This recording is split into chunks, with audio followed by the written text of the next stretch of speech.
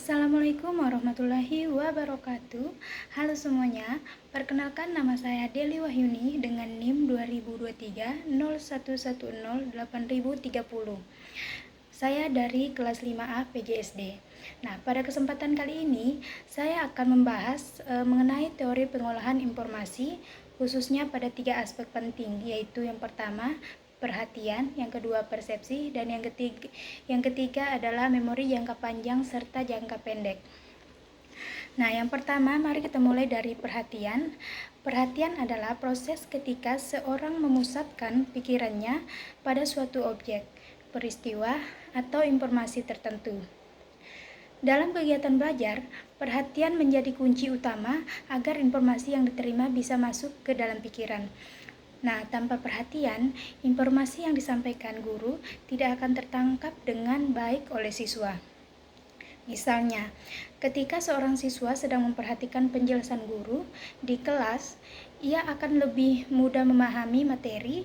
Sebaliknya, jika perhatian teralihkan, maka informasi yang diterima akan hilang begitu saja. Selanjutnya yang kedua itu kita masuk pada persepsi. Nah, persepsi adalah proses memberikan makna terhadap informasi yang masuk melalui panca indera. Nah, jadi tidak hanya melihat atau mendengar, tetapi menafsirkan informasi tersebut. Persepsi membuat seseorang mampu membedakan mana informasi yang penting dan mana yang kurang penting.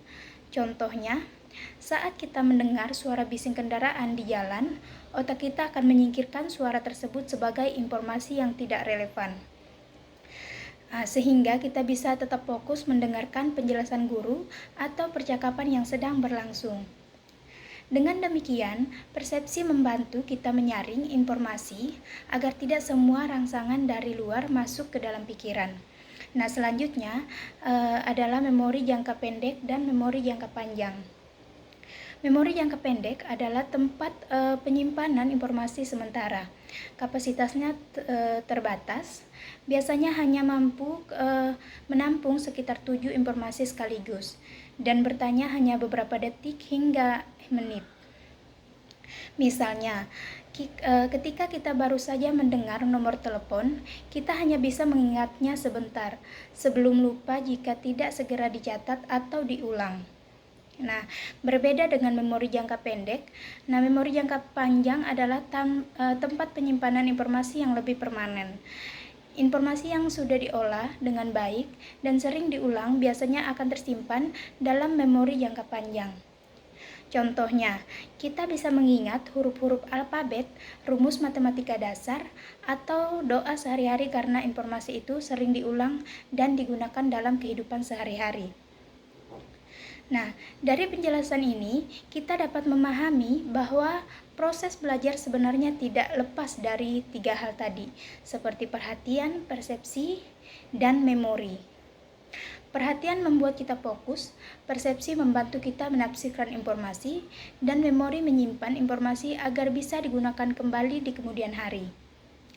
Oleh karena itu, dalam kegiatan belajar mengajar, guru perlu menciptakan suasana kelas yang kondusif, menarik perhatian siswa, membantu mereka membentuk persepsi yang benar, serta mengulang materi agar informasi tersimpan dalam memori jangka panjang. Nah, mungkin di sini bisa saya simpulkan bahwa teori pengolahan informasi menekankan pentingnya bagaimana informasi diterima, diolah, dan disimpan oleh manusia.